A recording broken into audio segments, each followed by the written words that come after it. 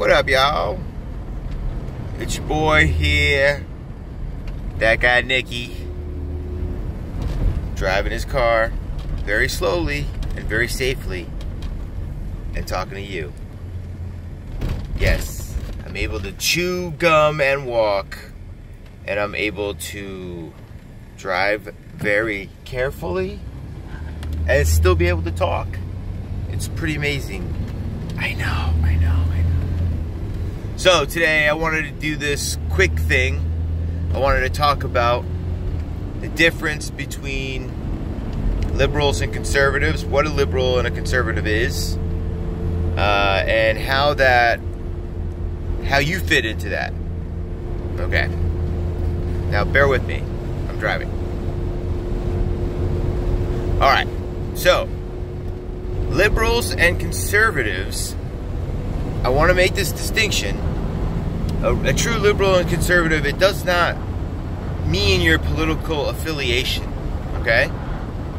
Think about it.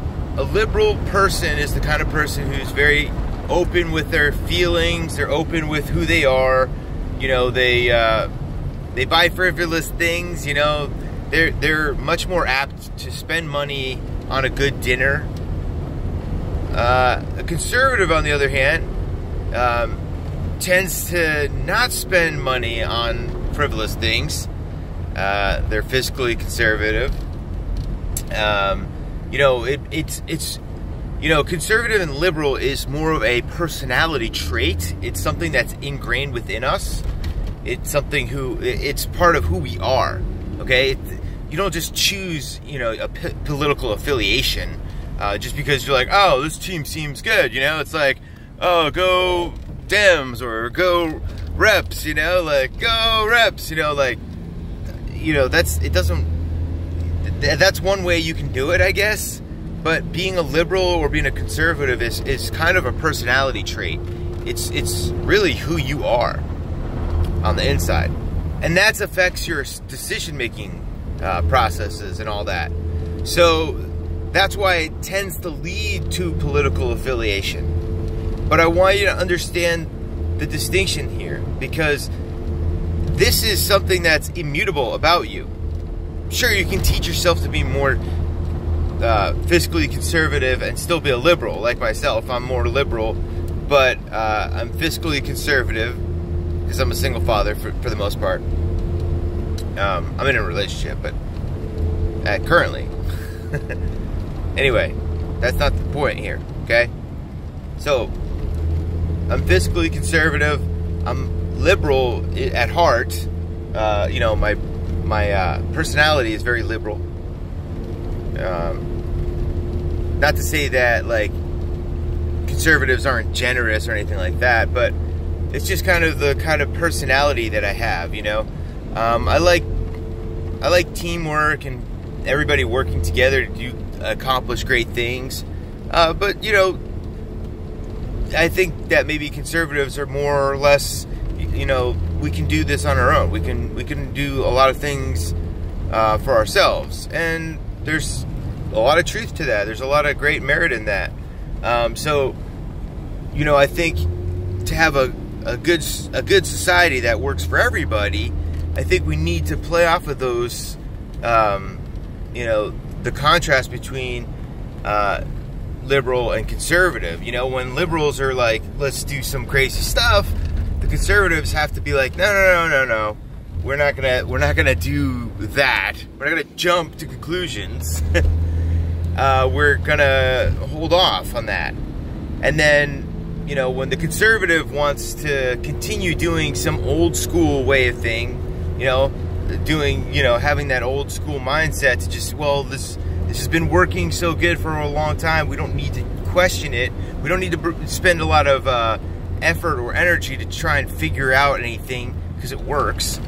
But, you know, the liberal has to kind of say, you know, look, we got some new ideas that we got to try. We got to try because, you know, the benefits might outweigh the risk of just trying. So that's where you get, like, this idea that, you know, progress needs to happen constantly. So the conservatives have to rein that back in. I mean, It has to bounce back and forth. You can't just say, oh, we're just going to stay conservative or we're just going to stay liberal. That would, destroy our world. And we see that happening in today's date, where a lot of one group is kind of weighing down society, and it's pushing society in a way that maybe society's not ready to go yet. Maybe we can get to those points where there's going to be,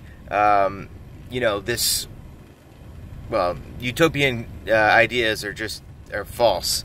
But we can get to a point where people start to embrace the culture and the society that we have currently.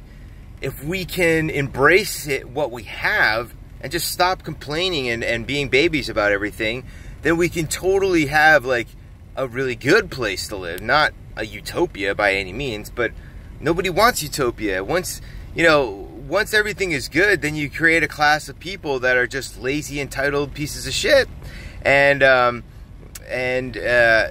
they don't know how to do anything. They don't push progress any further. At that point, we'd just be locked in without progress anymore, because we have no rudder, no engine, no motor, no motivation to move or do anything other than just being hedonistic and a product of the state. That's how they're going to get you. So liberals and conservatives that's part of your DNA, so to speak. It's part of who you are. So if you're a liberal or you're a conservative or whatever you are, whatever you feel you're more like by your traits and everything, be proud of that. Be strong in who you are. Don't be crazy like the fake liberals that are out there nowadays. These people are not liberals and they're not conservatives, they're communists. If anybody pushing for socialism right now, socialism always leads to communism. So they're communists. There's no other way to say it. And if you think about it from this perspective, then you realize, wait a minute, are we facing like a communist takeover if people like Ocasio-Cortez win, their ideas win and get enough favor where people are actually voting for socialism or / communism? I mean, it's crazy. It's crazy.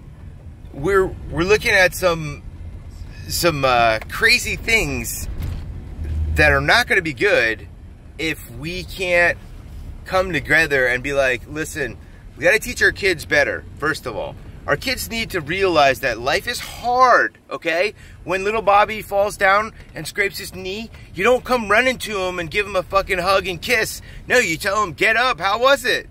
Are you okay? You say it with a smile. You move on. That's how a father does it.